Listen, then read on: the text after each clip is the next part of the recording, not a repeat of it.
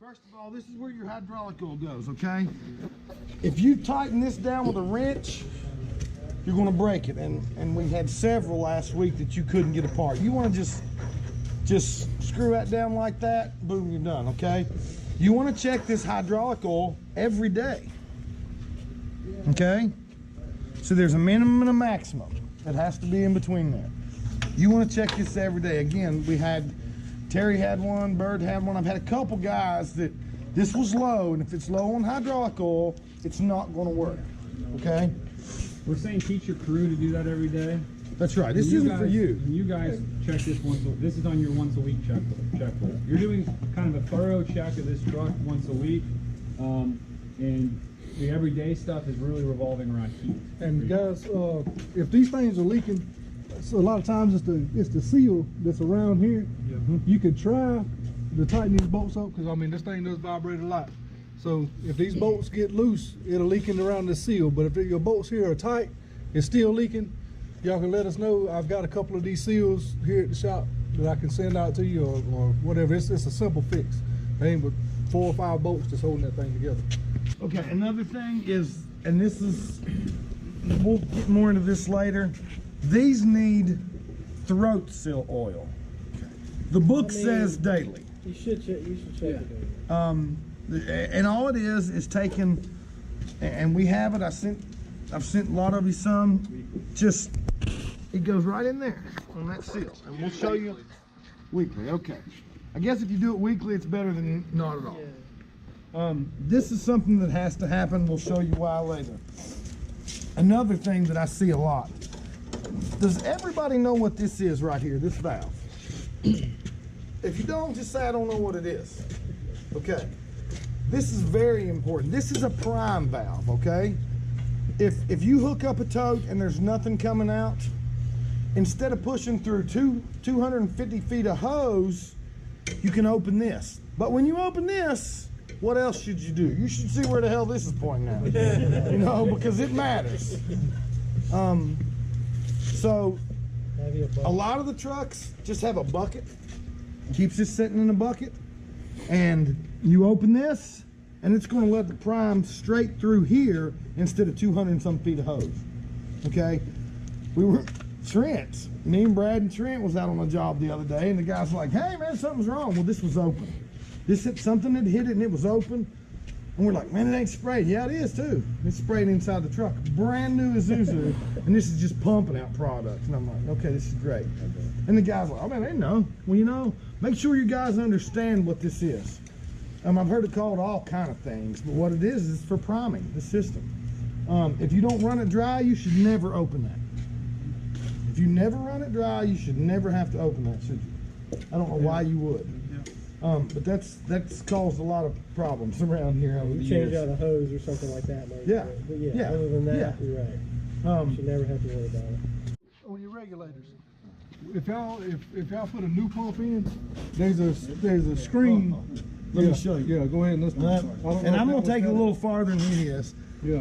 We should catch this on our end. Got it. There's a filter in here. What else you should do is you should take this out.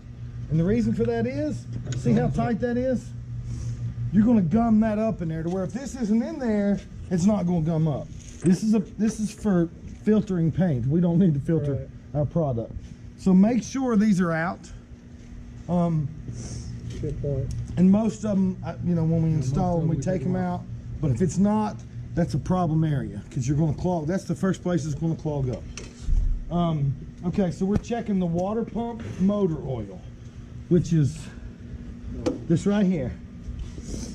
And again, it's just like the air compressors, the generators, everything is pretty much with a Honda engine is the same. You're going to unscrew this here and you're going to check the oil. Can you see that? So that's brand new oil and it's about right there. So you want it somewhere around half the stick. You need to check that every day. Half the stick from the screwed in position. If you wipe it clean, you need to screw it all the way back in. Yeah, screw it all the way back in when you recheck. All right, this is the displacement pump oil. We talked about that, okay? So this is the displacement pump. This is the motor oil over on this side here. Just unscrew it. Again, check it. It's got marks. screw it back. Again, this does not have to be Teflon. I've seen this. This doesn't have to be Teflon, and this doesn't have to be wrench tight. You want it to where you can just unscrew, because what happens is this breaks loose from this, and then this just spins, and then you got to get a wrench out. You don't, I mean, it's designed for easy checking. So you're going to check those. The most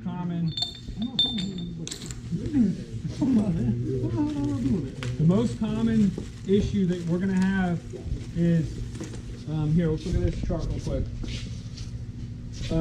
We got our tote. It's 5-inch opening. Then we come down to a 2-inch ball valve. Then we're running through usually an 1.5-inch hose, or on the smaller pumps, what is it, a 1-inch hose, inlet hose? Yes, sir. A 1-inch inlet hose. So now we're starting to narrow down. The narrower we get, the more issues we can have. And remember that on this side of the pump, we're talking about a gravity-fed system. So the gravity-fed system, all it is the weight of the waterproofing in here that's helping this waterproofing get down this hose. So in the winter and whatnot, and build up over time, this hose can become clogged.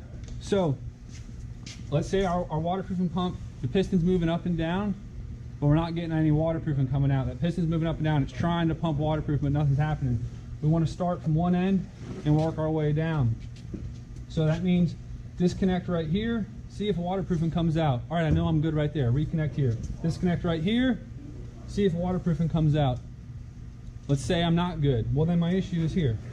All right, we're just working down the system. It's really straightforward. All right, I have waterproofing here. All right, so I know I got waterproofing coming all the way down this hose, getting to the bottom of this displacement pump. The big hydraulic cylinder right here is right here is moving up and down. It's trying. It's doing what it's supposed to do. Yeah, this thing right here. Yep. Cocoon, cocoon, cocoon. That's all working. So when we get to here, then we need to do an examination. That's where we think our problem is, before we get into any more of this fluid pump. The bottom, and this is yeah, like he said, often an issue. What we have here is a ball that seats on a carbon ring that has a retainer that allows that ball to move. On the upstroke, there's another ball in here, and on the upstroke, it's retained by this thing. Same thing, a carbon seat for a ball. On the upstroke, it's trying to create pressure in this. It's creating a vacuum in this cylinder on the upstroke, which is raising this ball up, which is going to pull the waterproofing through. Okay. On the downstroke, It opens the ball on the inside. this ball closes, that ball opens, and we allow that pressurized area, this area to fill. The pressure creating area is here. On the far side of the small ball, on the upstroke, pressure is created. Refilling the pressure area, creating pressure in the pressure area. That's why you'll see a fast downstroke and a slow upstroke. Fast downstroke because it's very quickly coming down and allowing waterproofing up into this chamber. Then it's slowly raising as you use up that pressure. Does that make sense to everybody? So you have a liquid. This is coming down into liquid. It's filling the pressure chamber with liquid, and then you pull the trigger, and it's bringing you waterproofing. Yeah. As you pull the trigger. The reason I shook my head is I thought it was creating pressure on both strokes. That's why you don't get a surge and all, surge and all. You don't get a surge and all because everything is appropriately to scale. That's right, because it's like that's a reservoir. It's not a good word for it, but it's reserving fluid in there for that under pressure. stroke. Under pressure. That's right. The only time that Well, what I found is when I so the first area in this whole system that gets small is right here. So logic would have it, if you've got chunks of emulsion, if you have a nail, a piece of mulch, some sort of debris that gets in filter fabric. I mean, literally, this is all from experience. This is all stuff that's happened. This is where it's going to happen. You can teach your crew, some of your crew leaders or yourself, to, here's your fluid pump. Here's this system. Well, it doesn't matter. This sucker, literally, got that hammer. Have that hammer. That is, I mean, this.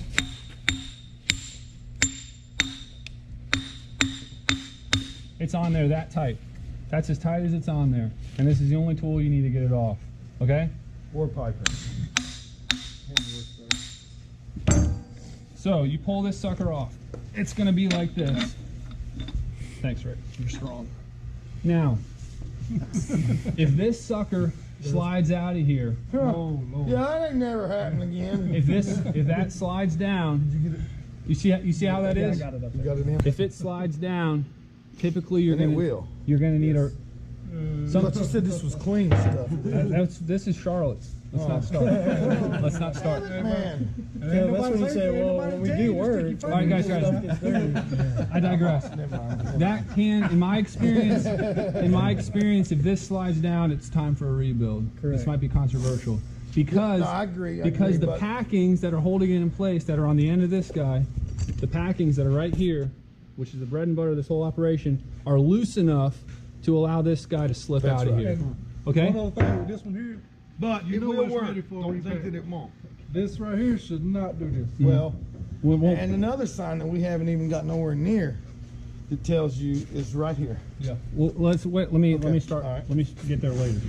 So, okay, it does not slide out of there. So that means our packings are strong enough to hold that in place. Now, this thing can be a disaster area. This can be a complete mess in here. This in this in parts cleaner. Clean this sucker in parts cleaner. If this ball is covered and coated, do we have? Yes. All right, we're gonna bring that over Y'all here. ready for this? So this is where we're gonna go. Actually, we decided whoever was on their phone the most during the meeting gets to clean this, and I'm not sure who that is. We'll just say it's Caleb. There you go. Hey, it's Charlotte's. Do we have the bottom, the lower? Yeah. It's way down It's, It's on the bottom of the bucket. how bad do you want it? Yeah. This is for all those GFI I was just outlets kidding. that weren't working right in your shop. Or in this one. Yeah, I have a problem. Those were mine. I was using I them. know, but it's just, sorry. Okay, so look at this, guys. You want to talk about it? No. So the packings, Like man moisture.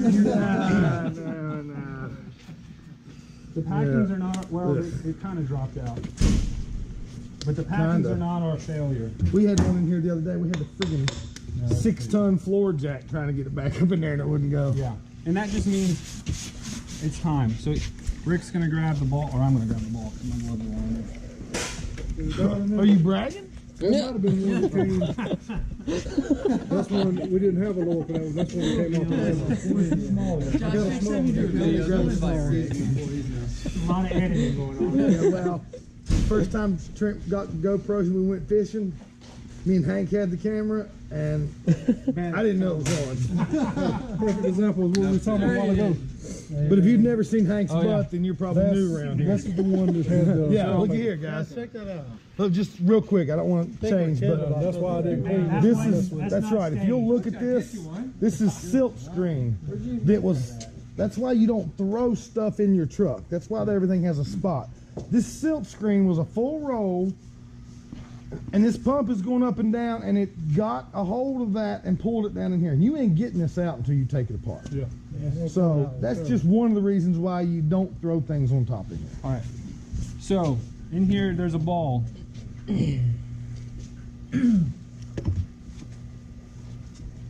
That's the spring. That's That's the spring. spring, the retaining spring. That's this part there. Hit punch. That's the Hammer.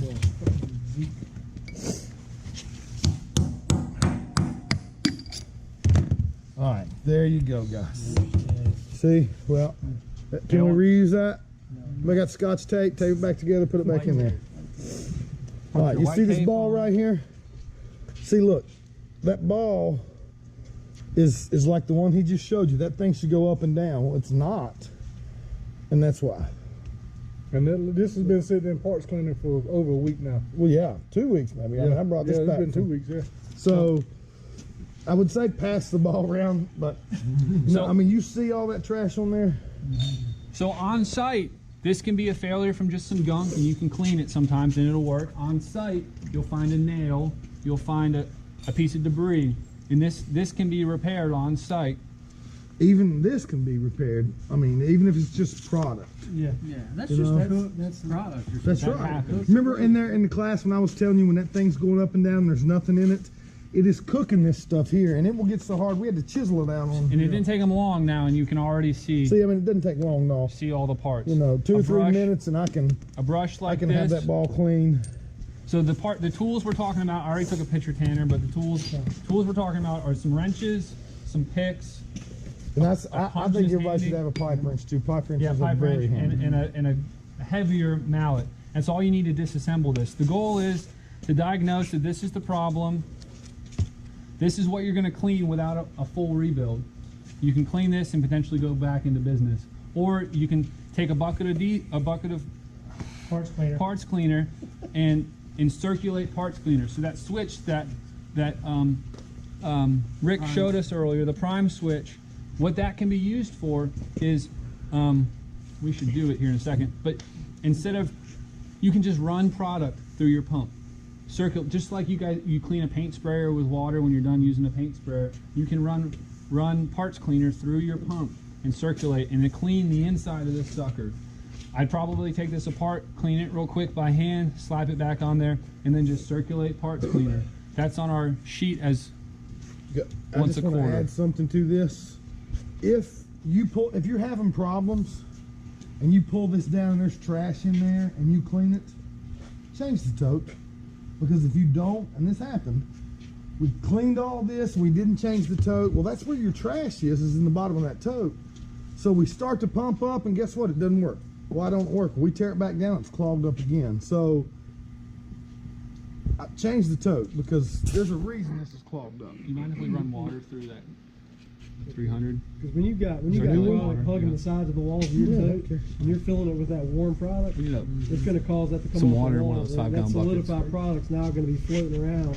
Actually, in where's your warm Roberto? emulsion. Can I ask a question? Roberto, you get us a 5-gallon bucket of water, please. He's got a clean bucket. We need a clean bucket. Yes. Do the new trucks have quick connect to their totes? Yes. Okay. With a calcium tote, you can create a flushing tote. A tote that you keep parts cleaner in, that you use to flush. So all you do is disconnect your quick connect at your tote, and instead of being plugged into your waterproofing tote, you plug into your flushing the system tote, which is a small calcium tote that's got about 20 gallons of material, 15 gallons of material in it, and now you've plugged in to parts washer. Okay. I got an example of that in the back of my truck. Everyone can see.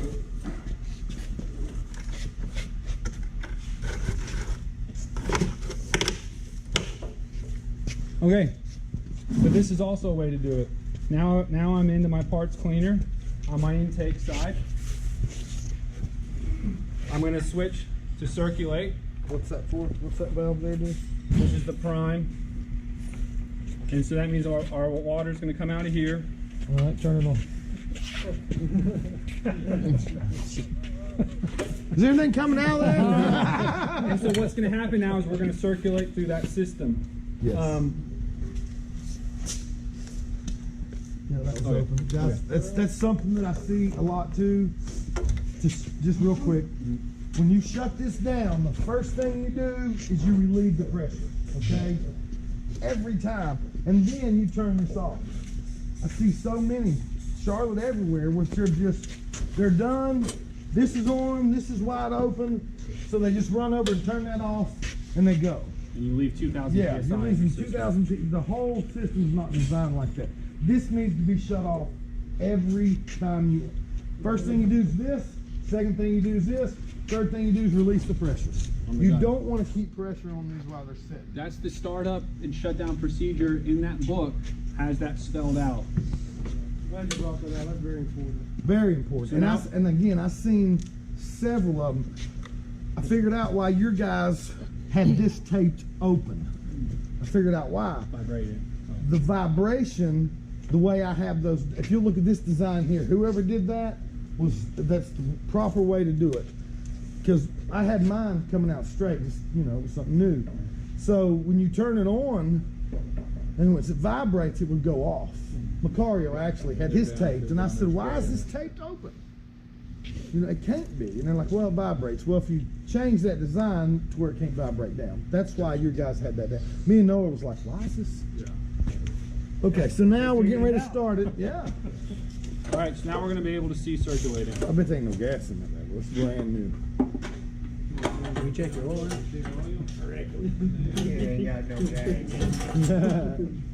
Yeah, it doesn't have any gas. Does that have oil?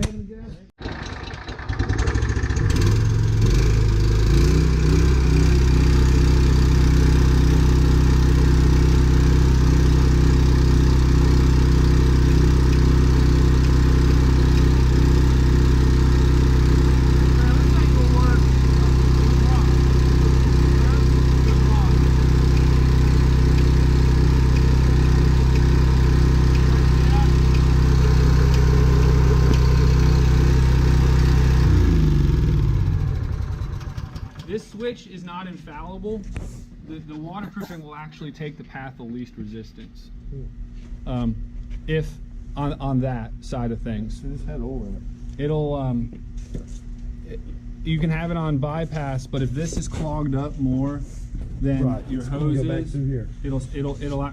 the pressure is still coming out here. Right, so this does not stop it from here and make it go here. It just opens up the bottom. And some of your pumps don't have this hose here. That's why you see this big old gob of product right there in the floor. That's because this is gone, and so it's going to squirt it out of the bottom there. So while we've got this pump here, and before we go back over to some repacking and the internals, this moved up and down fine, and it picked up the product pretty good. If it doesn't pick up the product immediately, cycle it, let it function up and down once, and then stop it. And that's going to allow some gravity to continue to push some product through. Cycle it once more. That's going to allow gravity to keep pushing that product through that hose. You don't want it to sit there and run like Rick said earlier, run dry non-stop. If you kind of keep functioning it and try to create some vacuum, then let it sit. Then try to create some vacuum, then let it sit. Now, let's say we turn all this on and this guy's not moving up and down. We crank the pressure all the way up, but we're not getting anything moving up and down here. What do we think's wrong with it? There's a clog in the high pressure side, I would say. Okay. Hydraulic oil? Yeah. Product hose. Yep. What else? Yeah. Product hose or your red valve is off. Yeah, that could be, this valve could be not functioning. Belt could be not attached to the hydraulic system. That's correct.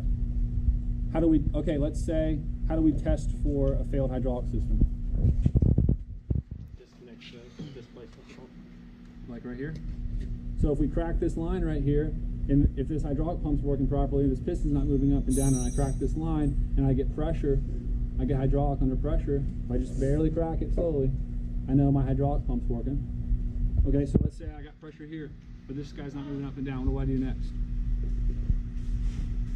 You can disconnect the fluid section from the top and see if it moves up and down. See if it goes up and down. Correct. So now I know my hydraulics. And now I've tested my whole entire hydraulic system. I know my whole entire hydraulic system is working not under load. So I'm going to assume it's working under load. So then what does that tell me? Problem somewhere from there to the end of your gun. Perfect. So let's move into that now. You see how it's creating a perfect seal. So they create keep passing that around. They create a nice seal. So we're going to show that right here. Where's that? We're gonna kind of partially rebuild this pump to really get this idea across. We've got an O-ring. You guys ever use a caulk, like the bolt caulk guns? Not a standard caulk gun, but the bolt guns. That's where they got the levers inside of them. Yeah. You start to get product leak out, that's when the levers need to be replaced. Same concept. So this piece slides into here. And it's supposed to be tight. When the packings are new, it's going to be tight.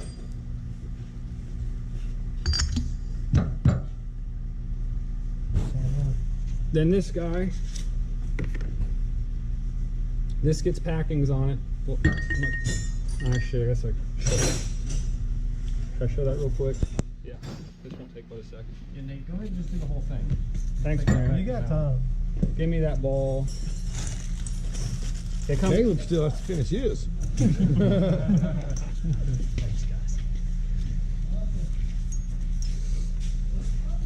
So you get a new ball. Those balls get worn out, they get rough edges on them. Yeah, any scratches and stuff is gonna let fluid. Yeah, anytime that there's a scratch failure. All of this stuff, all these gaps, you gotta be real careful with. You score it. And there's a Feel better certain about way it. they go. If you'll see, if you put them on wrong, it ain't gonna work. The packing's face towards the pressure side of the pump. Take the double So this back. is our pressure area. So the V of the packing is going to fight. It's braced to fight the pressure. Lock this area here. These packings, the V packings that we're going to do next that have the leather that need to be oiled with a throat seal, they can be tightened. But this packing I'm about to do right now,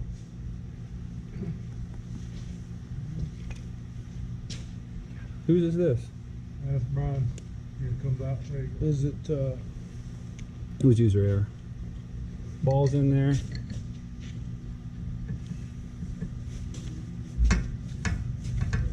Now you can over tighten this like Rick was talking about. It's going to create too good of a seal because as I tighten that, it's going to smush those packings and make them widen out.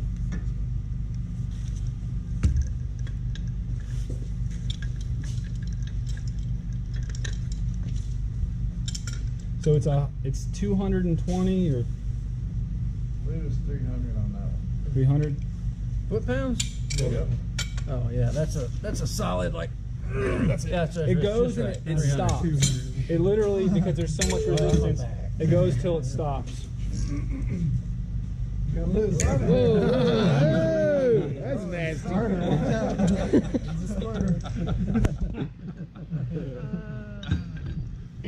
Put that one in Fan of that slow mo.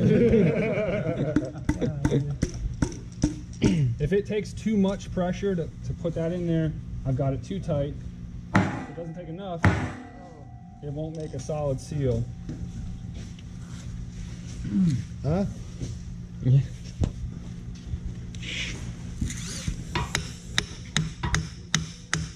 See, now I wouldn't do that. Yeah, I would get a. Yeah, I would not do that. Nylon. That's the mallet or only something. thing I didn't bring. Yeah. I don't teach that in my class. You got a piece of wood. There you go. That's what I was gonna say. A Lock 2 of before I have anything, a because brush. if you booger this,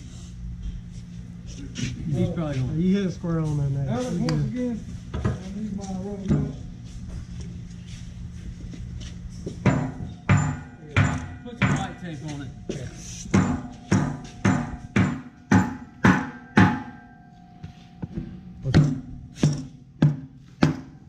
All right, so now that's up in place. So we got packings up in here. We're snug with the cylinder. Now we're ready to put the ever important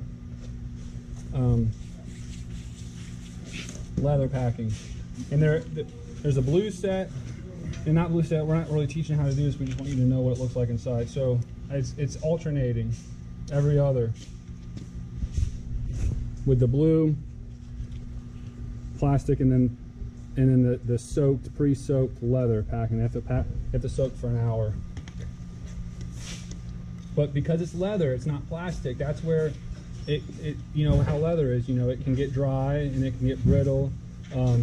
It can shrink and expand. and that's why that lube keeps that leather soft.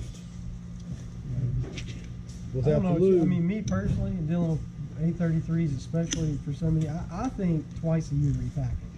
That's what I think. Some people say a year. We've got on Yeah. our sheet once a year, yeah. I mean, and you could do once better a year's than that. enough, I if- guess, but- Let me say this: if You you can do everything keep this tight, man, you can go. We went 3 years before we had any You do problems. everything right. When they were brand new, and you oil this and you keep this tight. So if you're changing packings 2 or 3 times a year, something's wrong. But and often it seems to be if your truck gets cold a few times, if bad you get to the bottom of a tote and you run into some bad emulsion a few times, those are things that can shorten how long the packings on the truck are going to last. 833 is like 27,000 something. I don't know. cycle. Yeah, it's a lot. Whatever it is, it's 3 times as much as the smaller one. So maybe Yeah. those things ought, you treat it right, it ought to be good. Yeah, for a long time. Now we've got one here to disassemble, and we've got one here to disassemble, and we've got 2 stations, left side, right side here. So we want to put, that was not good. Yeah, did you, We want to put a crew disassembling each of these. Do we have any volunteers? Because we can,